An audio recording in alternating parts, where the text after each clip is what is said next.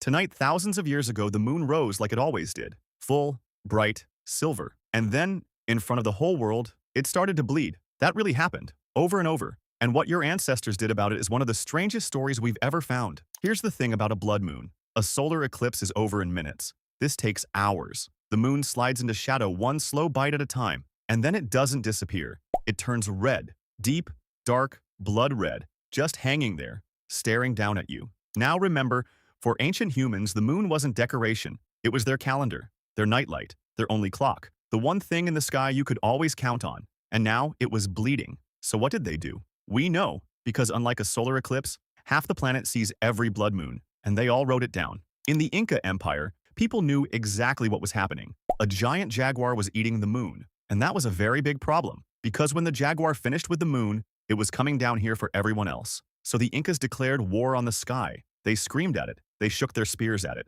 They even made their dogs howl at it, hoping the moon would hear the crying and wake up. And it worked. Every single time. The jaguar always let go. In Mesopotamia, a blood moon was the worst omen there was. It meant the moon god himself was under attack. And it meant one man was about to die, the king. Sound familiar? If you saw our eclipse video, this is the exact disaster the substitute king trick was invented for. Grab a prisoner, crown him, hide the real king, and let the curse land on the fake one. The blood moon kept that scam running for 1,000 years. In ancient China, the moon eater was a dragon. Again, so out came the drums, and people banged bronze mirrors at the sky. And in Egypt, they said a giant pig swallowed the moon whole. But the greatest blood moon move in history came from one desperate man in 1504. Christopher Columbus was stranded in Jamaica. His ships were rotting.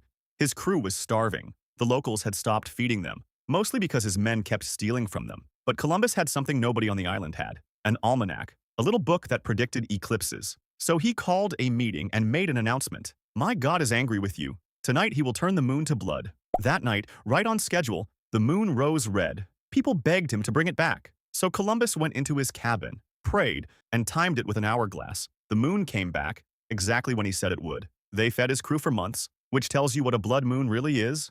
Pure power, for whoever understands it first. And that brings us to the twist in this whole story. While everyone else saw monsters, a few people stared at the shape of the shadow. The Greeks noticed something strange. The dark bite creeping across the moon was always curved. Every eclipse, every time, from everywhere on Earth. And Aristotle asked the question that changed the world. What kind of object always casts a round shadow? Only one, a sphere. That red moon was Earth's own shadow.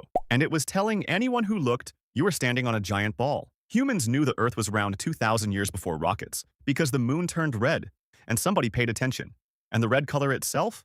That's the most beautiful part. When the moon slips into Earth's shadow, the only light that still reaches it gets bent through our atmosphere. That's the light of every sunrise and every sunset on Earth all at once, projected onto the moon. So the next time the moon turns to blood, remember this. Your ancestors saw a jaguar, a dragon, a dying god. You're seeing every sunrise and sunset in the world, reflected back at you. Same moon, same shadow, same human looking up. If you want more stories like this, subscribe, and I'll see you in the next one.